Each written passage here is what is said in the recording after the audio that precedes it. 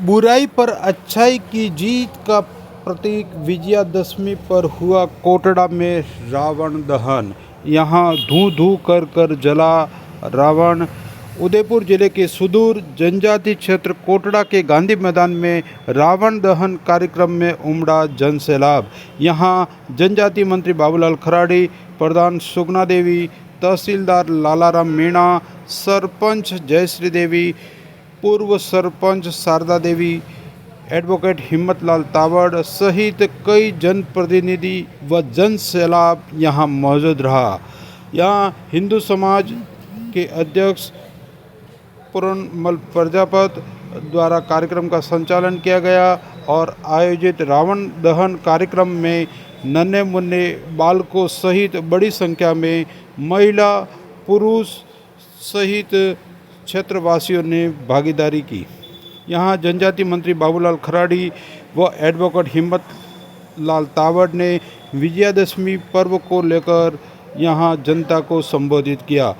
सामाजिक कार्यों में योगदान देने वाले युवाओं को मुख्य अतिथि जनजाति मंत्री बाबूलाल खराड़ी के हाथों सम्मानित हुए।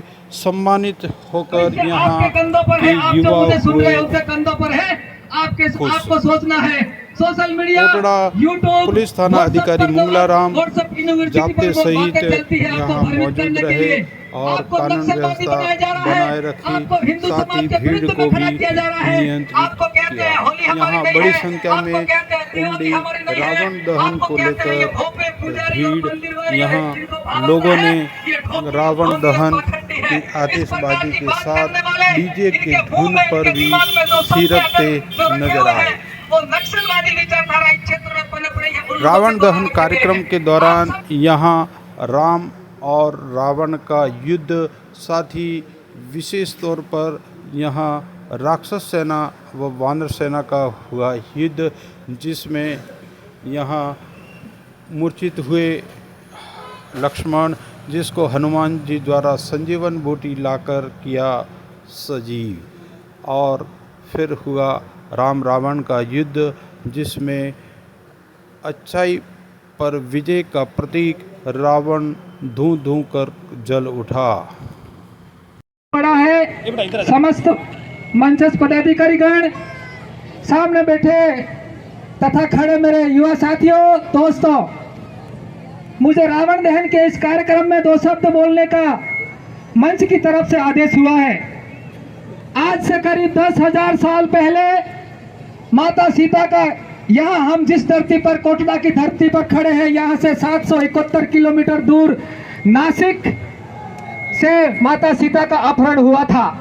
माता सीता के अपहरण के बाद में उसको लंकापति रावण उसको लंका लेकर गया था, जहां अशोक वाटिका के अंदर माता सीता को कैद रखा था।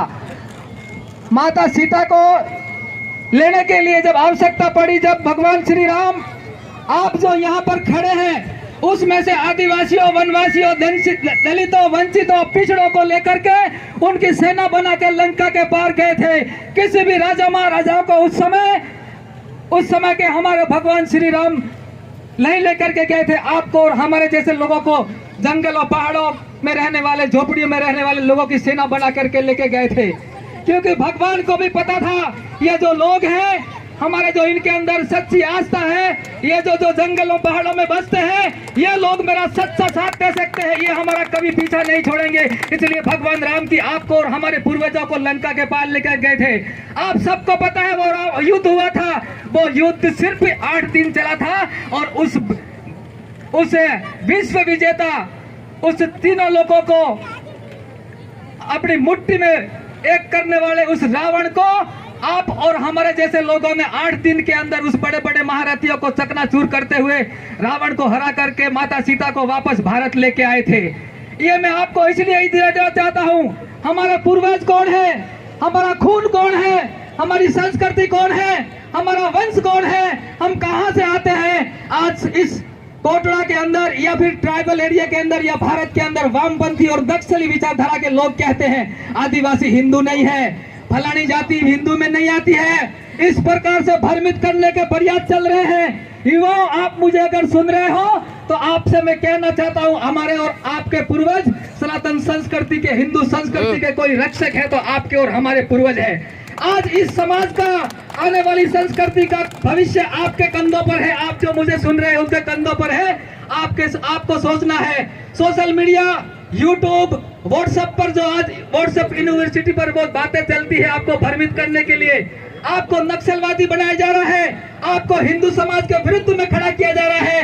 आपको कहते हैं होली हमारी नहीं है, आपको कहते हैं दिवाली हमारी नहीं है, आपको कहते हैं ये भोपे, पुजारी और मंदिर वाले जिनको भाव आता है ये ढोंगी और पाखंडी है। इस प्रकार की बात करने वाले, इनके मुंह में, इनके दिमाग में जो शब्द अगर जो रखे हुए हैं वो नक्सलवादी विचारधारा इस क्षेत्र में पनप रही है, उन लोगों के द्वारा रखे गए हैं। आप सबको विचार करना है।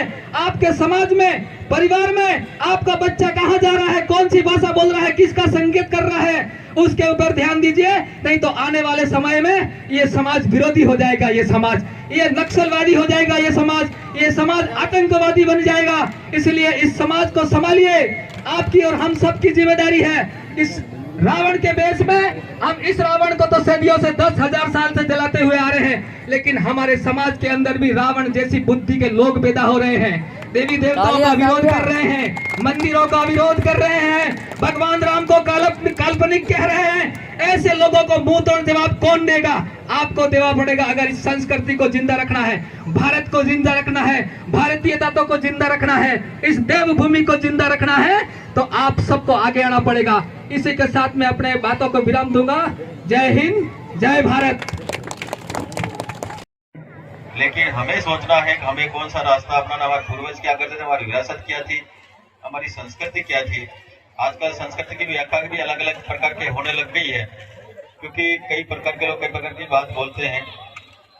हमें हमेशा हम इस धरती से जुड़े रहना है।